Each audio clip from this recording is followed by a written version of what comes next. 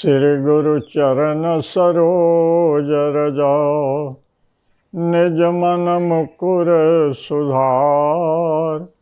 बरनौ रघुबर बिमल जस जो दायक फल चार।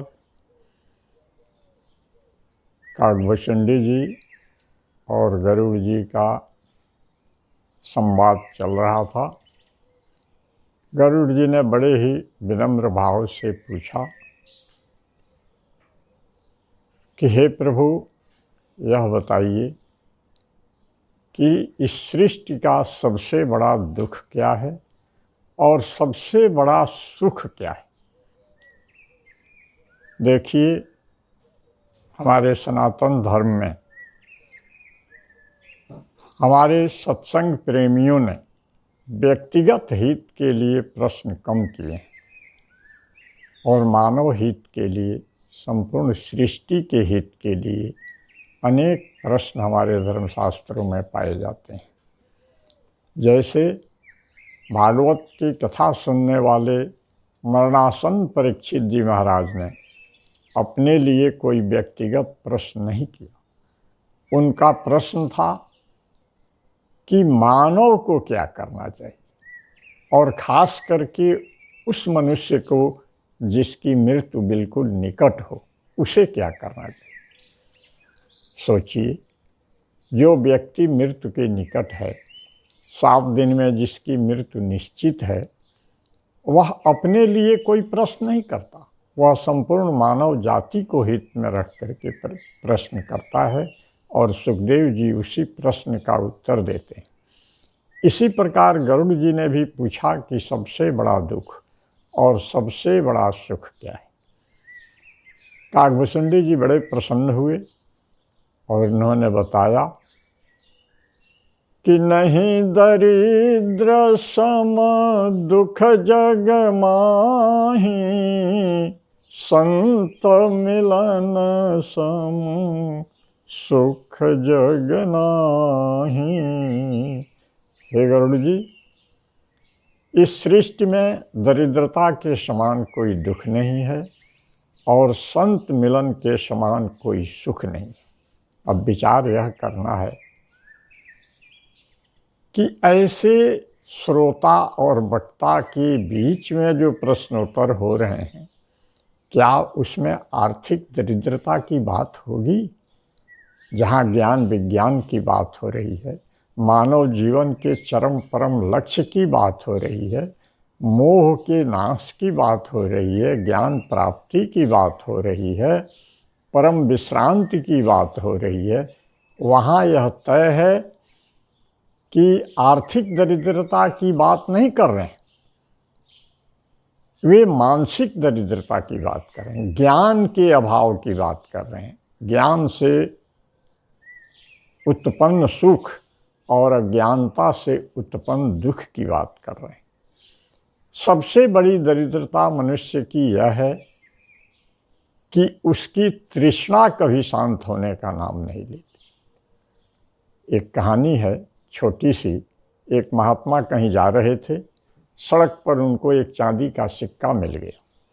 साधु स्वभाव के अनुकूल उन्होंने विचार करना शुरू किया कि मैं यह चांदी का सिक्का रख करके क्या करूँगा, मुझे इसकी क्या ज़रूरत है, कोई भिखारी मिल जाए तो इसे दे दूँ। तब तक कुछ सिपाहियों ने रास्ते से उनको हटने की आवाज़ दी। उन्होंने कहा कि क्यों, मैं सड़क पर नहीं चल सकता? उन्होंने कहा कि नहीं, सम्राट की सवारी आ रही है और उनके पीछे बड़ी भारी सेना है, अतः आप कृपा करके रास्ता खाली कर दें। महात्मा ने पूछा, भाई तुम्हारे सम्राट इतनी बड़ी सेना लेकर के कहाँ जा रहे हैं? सैनिकों ने बताया कि वे पड़ोसी राज्य पर हमला करके अपने राज्य में मिलाने के लिए जा रहे हैं। महात्मा ने कहा कि अच्छा, क्षण भर रुको, मैं भी महाराज का दर्शन तो कर लूं। तब तक राजा की सवारी आ गई। महात्मा को देख करके राजा रथ से नीचे उतरा, दंडवत किया और उनके सामने आशीर्वाद के लिए खड़ा हो गया। महात्मा ने कहा कि अपने हाथ निकालो, मैं आशीर्वाद दे दूं। और जैसे ही राजा ने हाथ निकाला, हथेली फैलाई, उस चांदी के सिक्के को महात्मा जी ने उसके हाथ पर रख दिया। राजा ने कहा कि महात्मन, यह तो एक राजा का घोर अपमान है। मुझ जैसे सम्राट को आप एक चांदी का सिक्का दे करके अपमानित कर रहे हैं, यह बात आपको समझ में नहीं आती।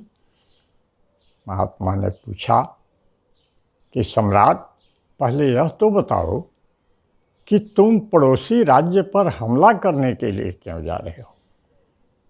कितना रक्तपात होगा, कितना विनाश होगा, इसका आकलन कभी तुमने किया? राजा ने कहा कि हे प्रभु, मेरी योजना है कि धीरे धीरे अपनी चारों दिशाओं के पड़ोसी राज्यों को जीत करके अपने राज्य में मिला लूं और अपने साम्राज्य का पर्याप्त विस्तार करूं। महात्मा ने कहा कि इसीलिए तो यह सिक्का मैंने तुम्हारे हथेली पर रखा है, क्योंकि तुम जैसा भिखारी मुझे कहाँ मिलेगा। एक राज्य के तुम राजा हो, सम्राट हो, और इतनी भूख, इतनी दरिद्रता तुम्हारे मन में है कि दूसरे राज्य को भी हड़पने की चेष्टा करने जा रहे हो। तो मैंने तो यह सिक्का किसी भिखारी के लिए रखा था, मुझे लगा कि तुम्हारे जैसा भिखारी कहाँ मिलेगा। शास्त्र कहते हैं कि बद्धो ही कोवा विषयानुरागी, बंधन में कौन है? जो विषयासक्त है। और मुक्त कौन है? कोवा विमुक्त विषय विरक्त, जो विषयों से विरक्त है वही मुक्त है। कोवा दरिद्र जस्य तृष्णा विशाला, जिसके मन में विशाल तृष्णा छिपी हुई है, कामनाएं लहर मार रही हैं, वही सबसे बड़ा भिखारी है, वही सबसे बड़ा दरिद्र है। मनसि परतुष्टे कोवा दरिद्र कोवा समृद्ध। यदि मन में शांति आ गई, मन को विश्राम मिल गया, इच्छाएं शांत हो गईं, तो फिर कौन समृद्ध और कौन दरिद्र। नीति यही कहती है कि हमारी तृष्णा, हमारी अनंत कामनाएं ही हमारी दरिद्रता की मूल है। इसीलिए शंकराचार्य जी ने लिखा कि भोगो न भुक्ता वयमेव भुक्ता, तृष्णा न जीर्णानि वयमेव जीर्णा। भोगों को मनुष्य कहाँ भोगता है? भोग ही धीरे धीरे मनुष्य को भोग लेते हैं। और तृष्णा महारानी का कमाल तो ऐसा है कि मनुष्य जर्जर हो जाता है, शरीर थक जाता है, सारे अंग प्रत्यंग इंद्रियां लाचार हो जाती हैं, लेकिन यह तृष्णा शांत होने का नाम नहीं लेती। तुलसीदास ने इसका बड़ा ही सुंदर वर्णन विनय पत्रिका में किया है। उन्होंने चौथेपन की दशा जीवों की लिखी है कि देखत ही आई बिरधाई, जो तू सपने ना ही बुलाई। देखते देखते बचपन चला गया, किशोरावस्था चली गई, जवानी चली गई, बुढ़ापा भी आ गया। लेकिन कमाल तो यह है कि तृष्णा महारानी शांत होने का नाम नहीं लेती। सिरकंप इंद्रिय शक्ति प्रतिहत, बचन काहु न भावई, सो प्रकट तंजर जर जरावस, व्याधिशूल सतावई। बुढ़ापा की यह दशा है कि शरीर जर्जर हो जाता है, सिर कांपने लगता है, तो भी कोई बात नहीं सुनने वाला होता, अंग प्रत्यंग ढीले पड़ जाते हैं। गृहपाल हूँ ते अति अनादर, खान पान न पावई। कुत्ते जैसी हालत में मनुष्य पड़ा रहता है, न कोई बात सुनने वाला है, न कोई पूछने वाला है। फिर भी तृष्णा का कमाल ऐसा है कि ऐसे हूँ दशा न विराग मन, तृष्णा तरंग बढ़ावई। मन की तृष्णा बढ़ती ही जाती है, बढ़ती ही जाती है, वह शांत होने का नाम नहीं लेती। तो बंधुओं, हमें यह समझने की ज़रूरत है कि काकभूषुंडी जी इसी दरिद्रता की बात कर रहे हैं। हम इस दरिद्रता से मुक्त कैसे हो सकते हैं। इसलिए दूसरी ओर वे कहते हैं कि संत मिलन सम सुख जग नाही। संत हमें कैसे इस तृष्णा से शांत करते हैं। संतों के मिलन से क्या होता है जो परम सुख का है। संत सुख की बात नहीं करते, परम सुख की बात करते हैं। केवल शांति की बात नहीं करते, परम शांति की बात करते हैं। केवल लाभ और विश्राम की बात नहीं, परम लाभ और परम विश्राम की बात करते हैं। और वे ऐसा करते हैं जीव को ज्ञान दे करके। जब सच्चे संत सद्गुरु, सच्चे तत्वज्ञानी संत जीवन में मिलते हैं तो ये ज्ञान की दृष्टि खोल देते हैं। हमारी भोग दृष्टि को योग दृष्टि में बदल देते हैं। हमारी संपूर्ण जीवन शैली में क्रांति ला करके हमारे मन के प्रवाह को उलटकर दूसरी दिशा में प्रवाहित कर देते हैं, जिससे जीव को सच्चा सुख, सच्ची शांति, सच्चा विश्राम प्राप्त होता है। क्योंकि बिना कामनाओं को शांत किए तब लगी कुशल न जीव कहाँ, सपने मन विश्राम। जब लग भजत न राम कहाँ, शोक धाम तज काम। सारे दुखों का जड़ हमारी अनंत कामनाएं हैं, अनंत इच्छाएं हैं, जो कभी शांत होने का नाम है। संत मिलते हैं तो संसार की इस असलियत को समझाकर कि यह सामने जो सृष्टि दिखाई पड़ रही है वह क्षणभंगुर है, नाशवान है, टिकाऊ नहीं है, अनित्य है।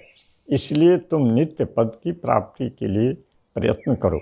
स्वयं को जानो, अपने स्वरूप को पहचानो जो आनंद का स्वरूप है, ज्ञान स्वरूप है, प्रेम स्वरूप है। तुम इसको भूलने के कारण ही सारे दुखों में पड़े हुए हो। तो सुख जो उत्पन्न होता है, ज्ञान उत्पन्न होता है, जिससे हमें सच्ची विश्रांति मिलती है, वही संत मिलन सबसे बड़ा जीवन का सच्चा सुख है। क्योंकि वह ज्ञान उस अभाव की पूर्ति करता है जिससे हमारे जीवन के सारे अभाव, सारी दरिद्रता, सारी तृष्णाएं शांत हो जाती हैं और हम परम विश्रांत की अवस्था में चले जाते हैं। यही काकभूषणी जी के उत्तर का रहस्य है, यथार्थ है, मर्म है। इस पर विचार करें और अपने जीवन में इसका उपयोग करते हुए अपने जीवन को सुंदर, ज्ञानवान और बौद्धिक क्षमता से संपन्न बनाने का प्रयास करें। यदि यह वीडियो पसंद आया तो हमारे YouTube के चैनल आध्यात्मिक जीवन को सब्सक्राइब कर लें और घंटी बजाना न भूलें, ताकि अगले वीडियो आपकी सेवा में पहुंचते रहें। मेरा संपर्क नंबर है 82 940 91 494।